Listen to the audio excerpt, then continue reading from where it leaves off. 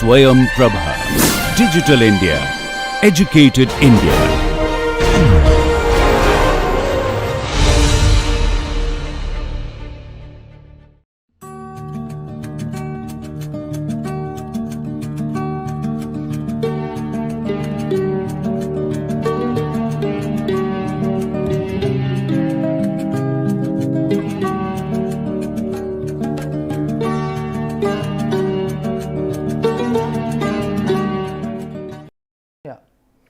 So, welcome back, and we are going to start this lecture by solving the question which we just showed you last time in the last lecture. The question is, water flows up a 0.5 feet tall ramp. Okay. So, this question has been taken from Monsoon, Young and Okishi, but I would like to discuss it because it gives a better understanding of the specific energy and all the concepts that you have read until now. Okay. So, water flows up 0.5 feet tall ramp in a constant width rectangular channel at a rate q. Q is also in feet square per second. You do not have to worry that much about the units, but how this question is solved. So, if the upstream depth is 2.3 feet, so this is the upstream depth.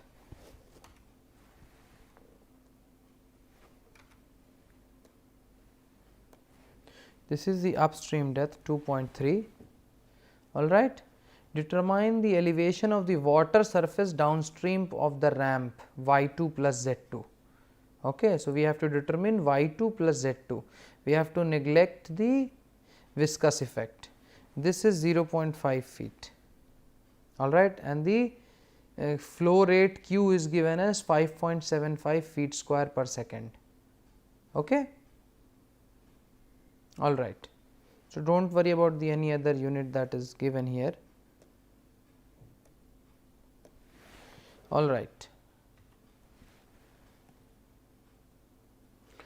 So, with this equation S naught L is equal to Z1 minus Z2 and energy loss is equal to 0, that means conservation of energy.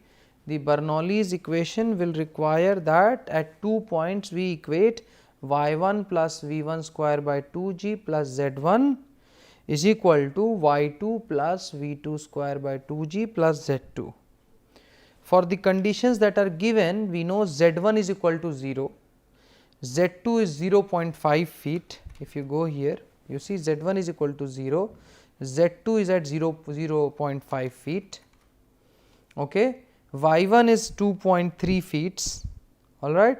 Therefore, V1 is given by small q1 by y1, which is small q1 because was given 5.75, and if you divide it by y1, that is 2.3 feet, it gives 2.5 feet per second. Therefore, the left hand side the value will turn out to be 1.90. y2 is that we do not know and v2 square also we do not know, but other equations, but other values we know. We have substituted the value of y all in this FTS unit, where v2 and y2 are in feet per second and feet respectively. Now, we also apply the continuity equation and this will give us a second equation. So, v1 y1 is equal to v2 y2. So, v1 here you see v1 y1, so a1 v1 or v1 y1 because b is constant, the depth, the width is equal to v2 y2. Okay. So, y2 into v2 is equal to, because we know y1 v1, y1 we know 2.3 and v2 also we know, all right. Sorry, v1 we also know, v1 is 2.5. So, this becomes v2 y2 is equal to 5.75 feet square per second. That is another equation that we have got. Now, equation 1 and 2 can be combined to give a cubic equation, all right.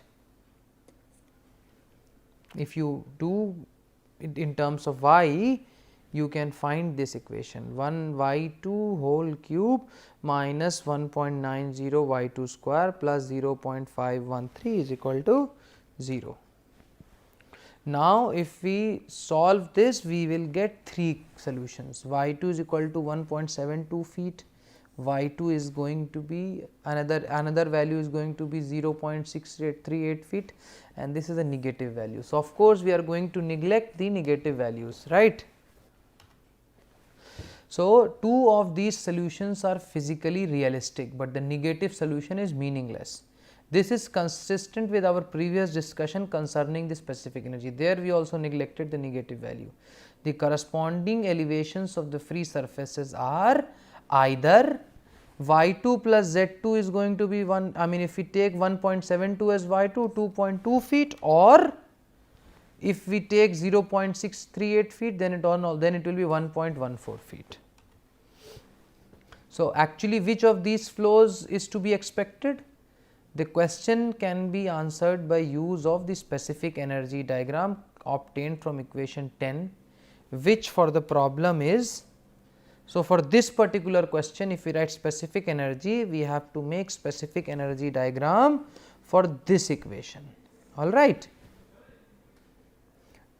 This question is more for understanding. Until this point is fine for calculation in numericals in the assignments and exams, but I mean the later discussion is a little intriguing, you know.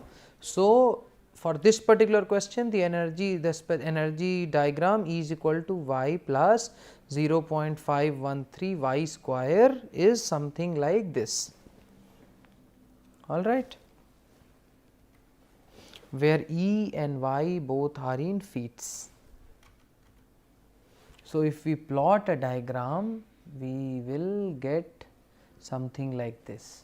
For this q, which is 5.75 feet square per second, this is the diagram that we get, all right. We plot, we see that y critical is going to occur at 1.01 meter, the E minimum, everything has been calculated if we plot this curve, all right. So, the diagram is shown on the right hand side. The upstream conditions correspond to subcritical flow. The downstream is either subcritical or supercritical corresponding to the points 2 or 2 dash. So, the values that we have got is either this one or this one, all right, which is very true because this is the same discussion which we had seen in the specific energy diagram. Now, if we note that since E1 is equal to E2 plus Z2 minus Z1 or E2 plus 0.5 feet, it follows that the downstream conditions are located 0.5 feet to the left of the upstream conditions on the diagram. Now, with a constant width channel, the value of Q will remain the same. That is true for any location along the channel. That is all points for the flow from 1 to 2 or 2 dash. So, this is 2 and this is 2 dash. I will just take away this. This is 2 and this is 2 dash. That is all points for flow from 1 to 2 or 2 dash must lie along this line. This is just the discussion of this curve actually going on. Okay. Any deviation from this curve would imply either a change in Q or a relaxation of one dimensional flow assumptions. To stay on the curve and go from 1, so this is the point 1, okay, the critical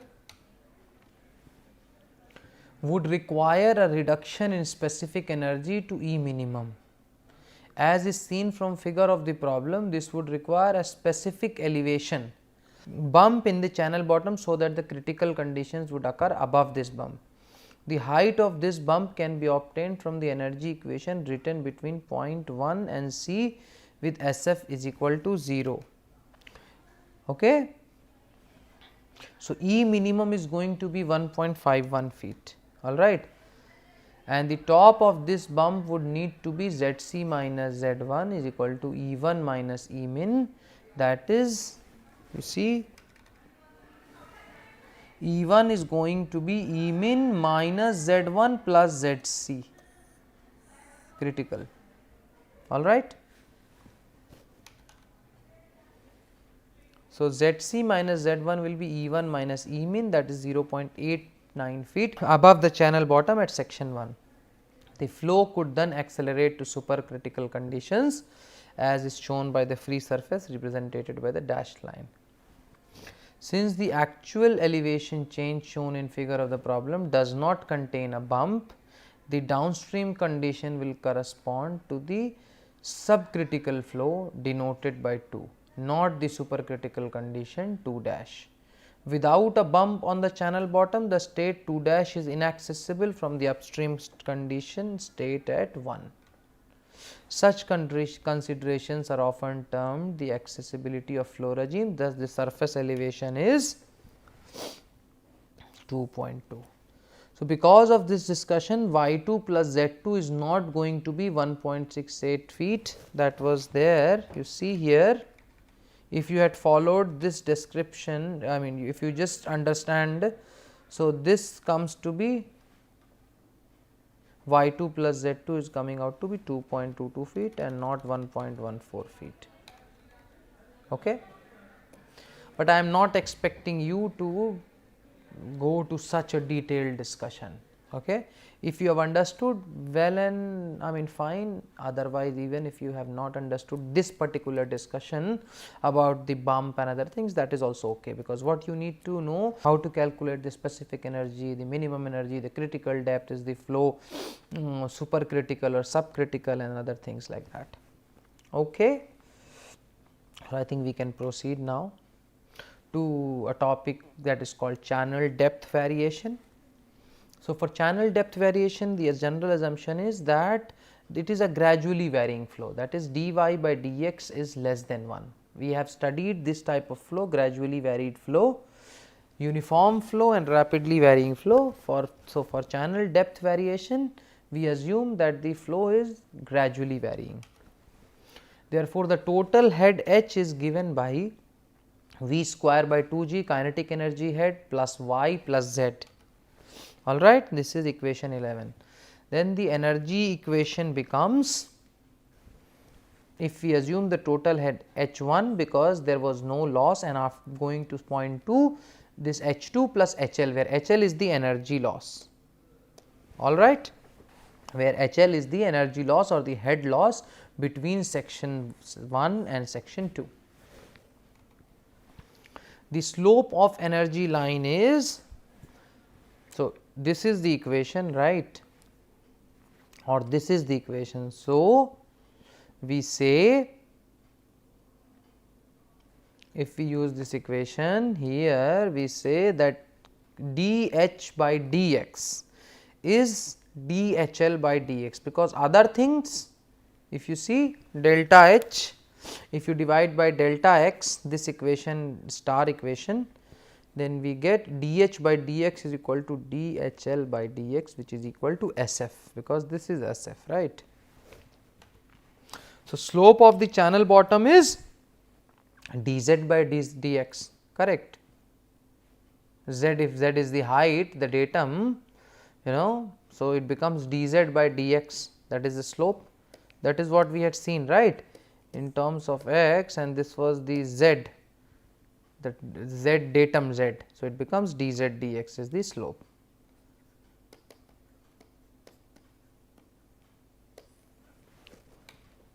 Okay, I will just take out this. So, if you go back to this diagram again, so you see this equation and this equation will hold.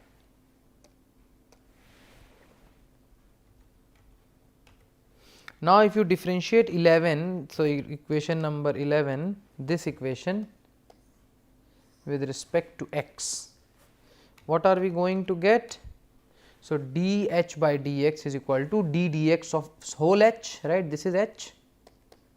So, differentiating one term by term, so it will become 2v by 2g, so it becomes v by g into dv dx plus dy dx plus dz dx, correct. So, using the slope of energy line and the bottom slope, we can obtain, so dH by dx is also dHL by dx from the previous slide. So, dV dx is the same and this dy by dx is the same, but dz by dx can be written as S naught. All right. What is this value? This is SF, correct. So, V by G dV dx plus dy by dx is equal to SF. S naught can be taken on the left hand side. So, we are able to get V by G dV dx plus dy by dx is equal to SF minus S naught, all right, or this is called equation number 12 in our current slides. Okay. The velocity of the flow in rectangular channel of constant width B is given by V is small q by y, all right. If we differentiate this also with respect to x, we can obtain dV by dx is equal to minus q by y square dy by dx, all right. And if you put back y v, q is v y, right. So, if you put this in this equation, we get this one. So, it will become minus v by y dy by dx, all right. So, if we multiply the above equation with v by g, this equation by v by g, we are able to obtain this equation. So, v by g dv dx from here, and this also by v by g, this will become minus v square by g y dy dx, and this v square by g y is Froude number whole square. So, actually we get v by g dv dx is equal to minus Froude number whole square into dy by dx, correct. I should take down all the ink.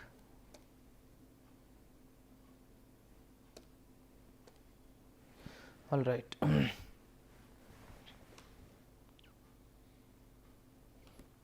So, here Fr is the local Froude number of the flow.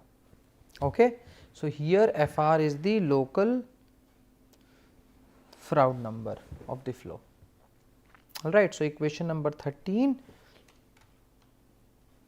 So, you see equation number 13 is this.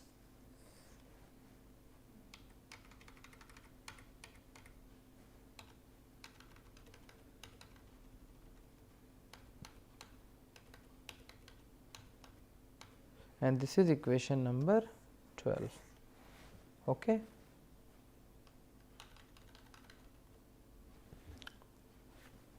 Proceeding forward, if we substitute equation 13 into equation number 12, we can simply write, see, going to equation number 13. So, first we should know equation number 12. So, this is equation number 12, this value we already know, right. What is that? V by g into dV dx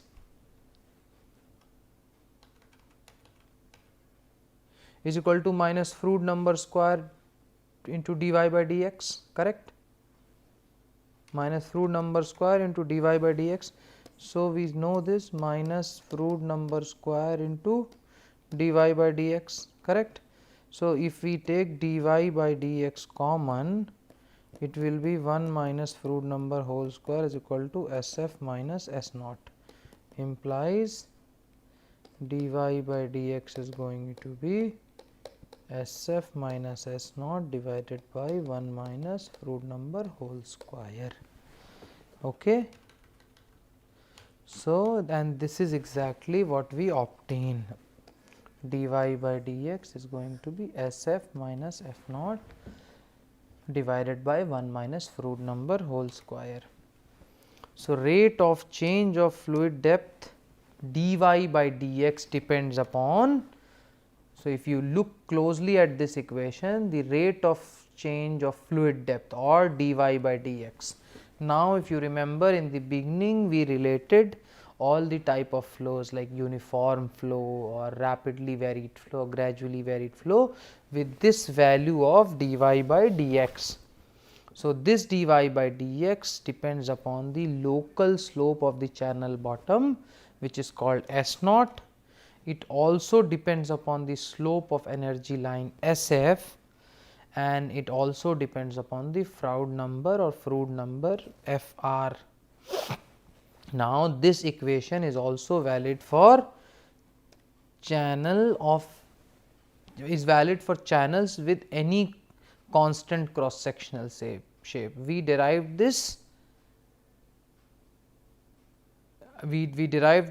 equation for a rectangular channel. However, it is valid for channels with any constant cross sectional shape. Alright, so we have obtained the equation for dy by dx, correct. Now, we will utilize this equation to study different dy by dx's. Okay. So, first thing that comes to mind is uniform depth flow. So, we know that there are several channels are designed to carry fluid at uniform depth along their channel. Alright. For example, irrigation canals, rivers, creeks, and uniform depth means the rate of change of y with respect to x is equal to 0 from equation number 14. So, if dy by dx is equal to 0, that means it is a uniform channel, and this can be made by adjusting the bottom slope. Bottom slope is z naught, because if we are going to design say an irrigation canal or something, we can obviously change the angle of the the slope of the canal. It can be made by adjusting bottom slope such that it equals the slope of this energy line. Roughness can be known, and we can calculate SF. So, if SF is equal to S naught, then we are going to have uniform flow conditions, and then this y which will correspond to this uniform depth flow is called normal depth, and it is denoted by y naught. Okay. So, important thing to note is that the y which corresponds to a uniform depth flow is called normal depth, and it is denoted by y naught.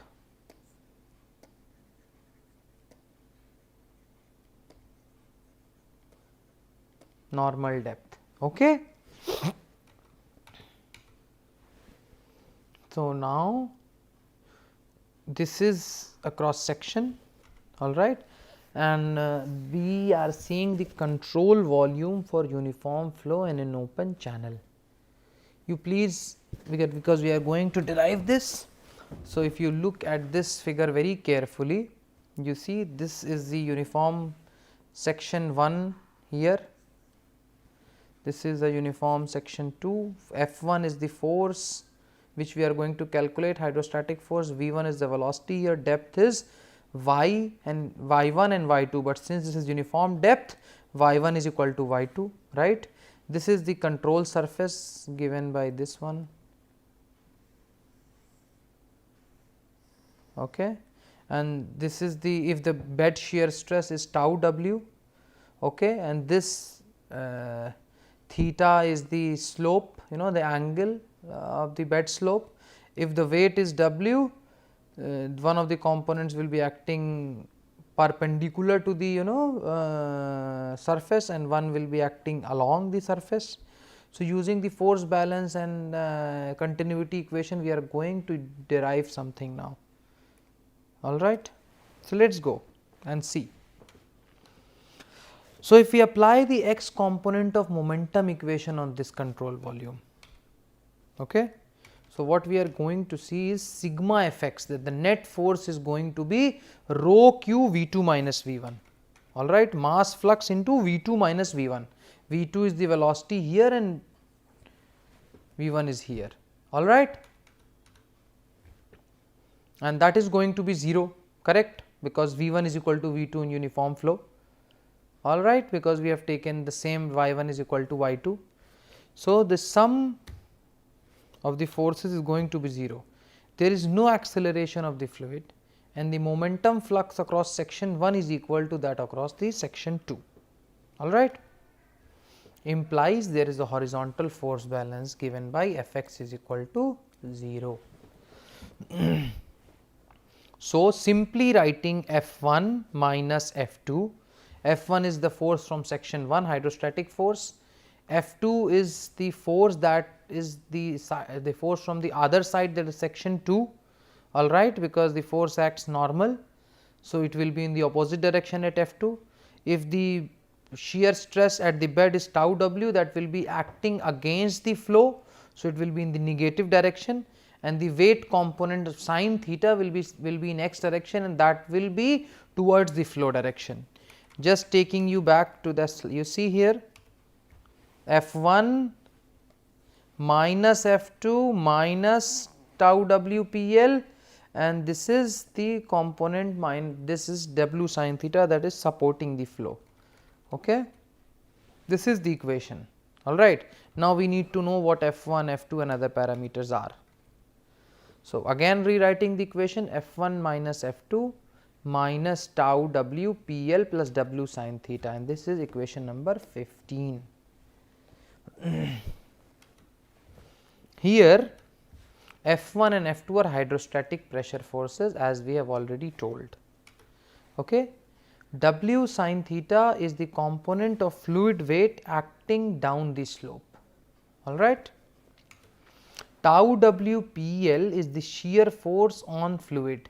This acts up the slope trying to slow down the flow. This we have already talked about. This happens because of the viscous forces.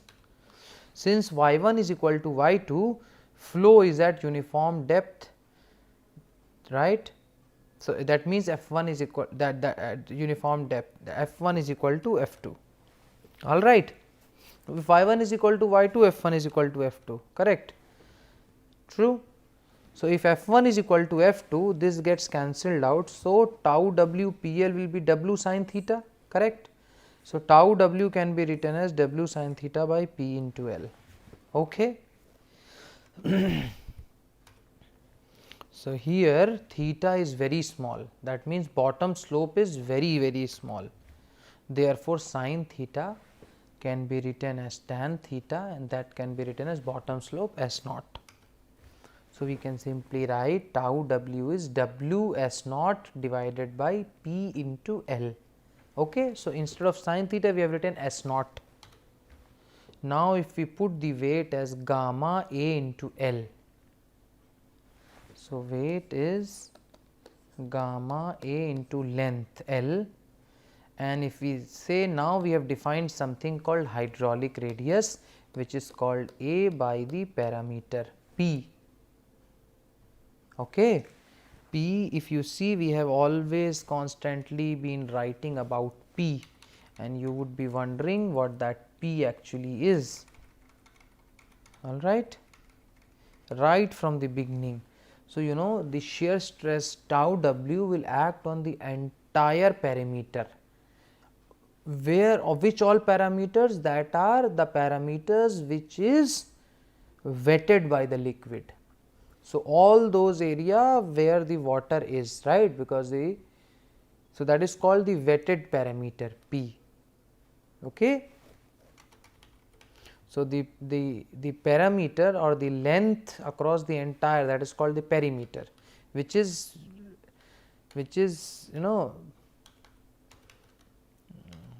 wetted by the liquid.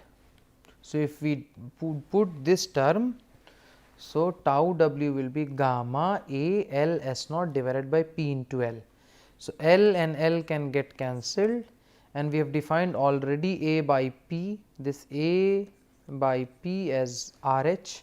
So, we can simply write gamma RH into S naught for uniform flow. So, shear stress will be gamma RH S naught. All right, and this is an important equation, that is called equation number 16.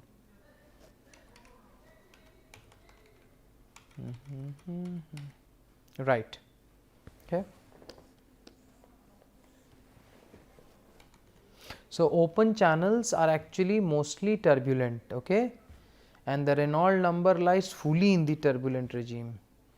So, here what we are going to do, and actually we are going to see the analogy from the pipe flow, which we will actually study as well. So, for very large Reynolds number, friction factor F for pipe flow is independent of Reynolds number. That is what we know. Okay. So, for very large Reynolds number, friction factor F for pipe flow is independent of Reynolds number and dependent only upon the relative roughness epsilon by d, and the wall shear stress is proportional to dynamic pressure rho v square by 2 and is independent of the viscosity. We know this from pipe flow, and we as in the scientist community had applied this analogy to open channel flow. Okay. So, using this analogy we can say that tau w can be written as k into rho into v square by 2 g. Okay. K is a constant, okay, and it depends upon the pipe roughness, but this is just an assumption. So, assuming similar dependence for high Reynolds number in open channel flows, equation 16, you see this equation 16 here can be rewritten as, this one we already found right hand side of equation, left hand side we substitute by k rho into v square by 2, and we get something like v is equal to c, another constant c. So, we write gamma by k rho 2 gamma divided by k rho whole root as c. Okay. And this equation is the Chezy's equation, and c is called the Chezy coefficient. Okay. That is an important equation. So, v, the velocity can be written as c under root RH S naught, where RH is the hydraulic radius. It was developed by a French engineer named Chezy while designing the canal. C is generally determined from the experiments. Now, you can find the dimensions yourself. Okay, you have done the dimensional analysis. If somebody is not able to, you can ask that to me in the forum. However, this. All right. So, now there is something called Manning equation. We have studied the Chezy's equation. We will be ending the class, this lecture right now, and we will start our next lecture by discussing what a Manning's equation and Manning's number is. Thank you so much for listening. I will see you in the next lecture.